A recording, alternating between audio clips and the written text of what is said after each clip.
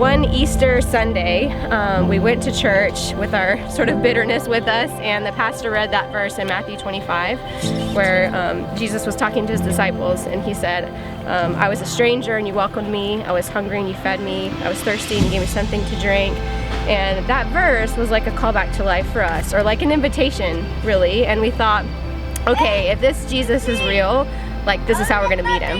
We need to be in spaces where we can do those things. And so we really moved into this neighborhood with the hope of having a real encounter with Jesus.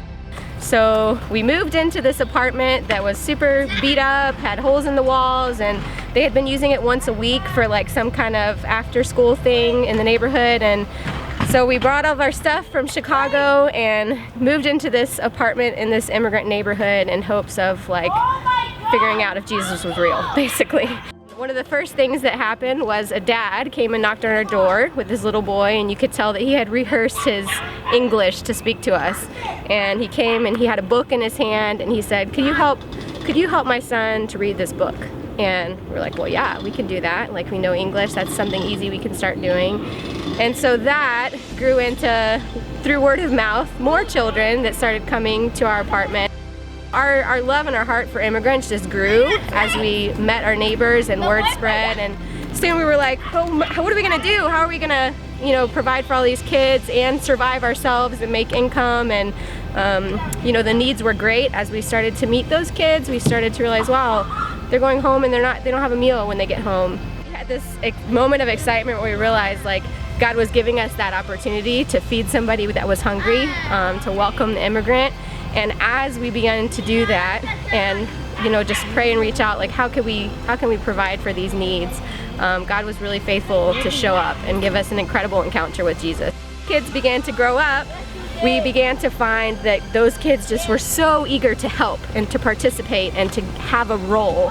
And so as we began to let them like, oh, you can stay to help clean up, they would beg and fight actually over who got to stay to help clean up. And we realized that the joy that we felt in serving and loving these kids, they knew it too and felt it when they have the opportunity to serve and give and care for the younger kids. I feel like sort of at the core and essence of who we are is that leadership development, like aiming to teach kids at a young age the joy and the gift and the encounter with Christ that they can have when they serve and give back to their community. So that kind of grew into our leadership development program where we started to have to make it a privilege. And so you had to be in middle school to get to stay after to help and clean. Realize the difficulty that kids have in this neighborhood with finding a job, with landing their first job. When you have parents that don't speak English, have never navigated the system of trying to apply for a job, when they have no references, all these things that I took for granted as a kid, like I just realized a lot of the kids in our neighborhood just don't have those safety nets and those resources and connections. We've had this amazing thing this year of having career speakers come and share about what they do and their work, and it's been incredibly powerful because you don't think about it, but a lot of the kids in this neighborhood, they're not exposed to all these different kinds of jobs. It's very limited what their parents do, what the people do in their community. We rebranded in 2013 and named ourselves Presencia, which is the Spanish word for presence. Because at the core of all of that we do, all of the kind of leaders we want to create, presence is the most important thing, right?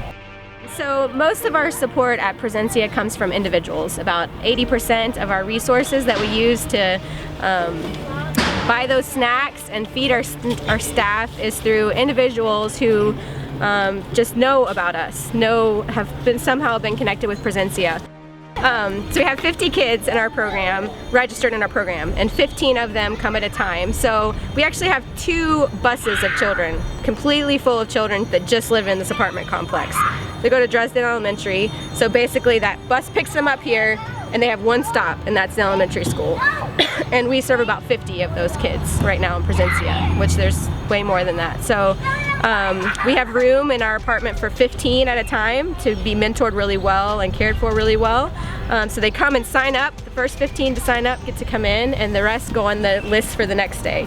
So out of those 50 kids, each of them get to come about once or twice a week to the program. There's other spaces and other times in which we could run our program if we had the resources to do that.